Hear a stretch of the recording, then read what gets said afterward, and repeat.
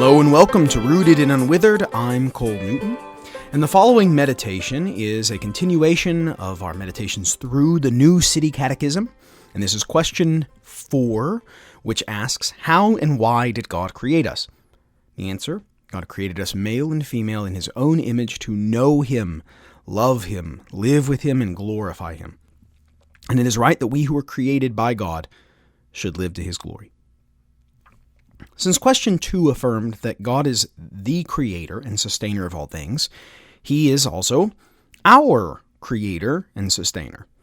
Therefore, our present question addresses a subject of nearly supreme practicality.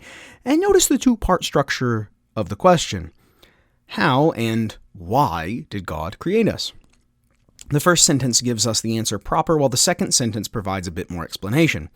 First, the answer to how God created us, male and female in His own image, is a summary of Genesis chapter 1, verse 27. So God created man in His image. In the image of God, He created him. Male and female, He created them.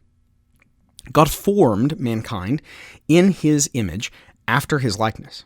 Like a painted portrait or a carved statue reflects the image of a person, humanity was made to reflect the likeness of God. Of course, we should not think in physical terms, since God is spirit. Indeed, God only speaks of Himself anthropomorphically, that is, having eyes and hands, etc., so that we may be able to better grasp something of what He is.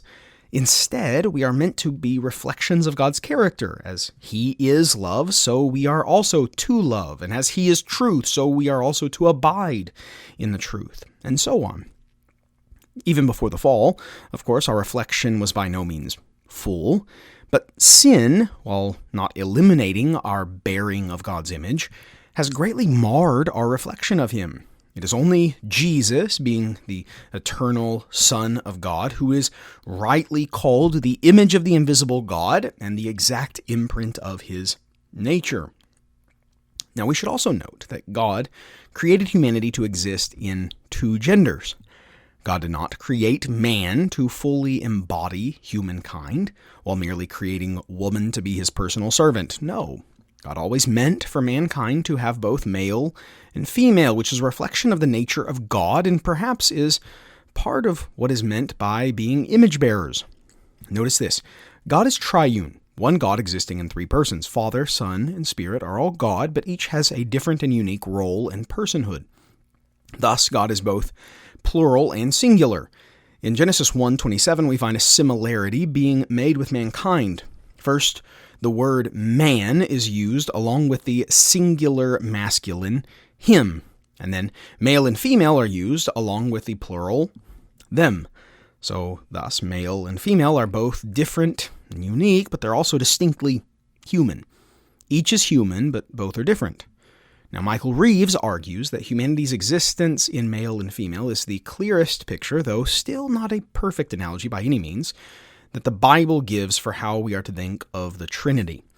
He says, quote, "There is something about the relationship and difference between the man and woman, Adam and Eve, that images the being of God.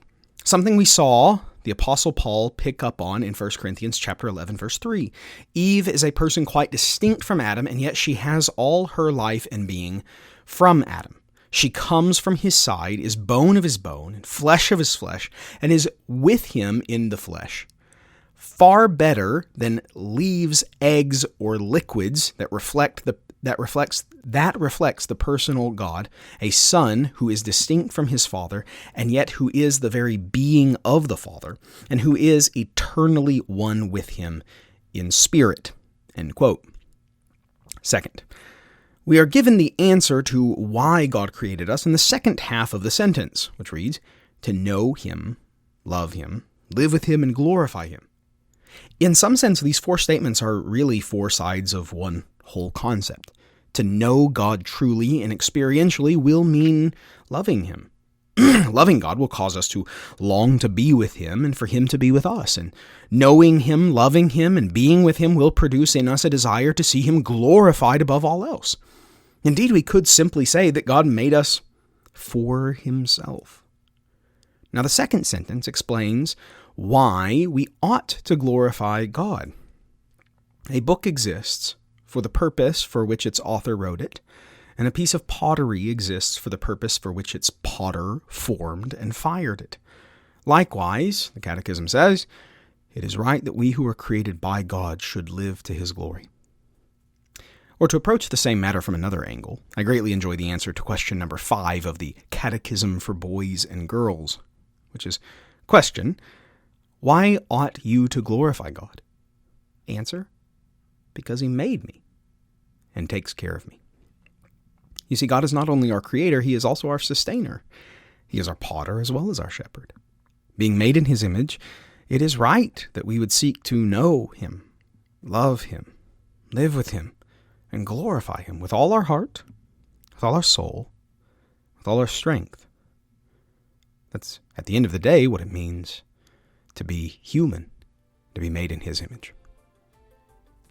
Thank you so much for listening. For more resources for knowing and loving God's Word, please visit bcnewton.co. And until next time, grace and peace.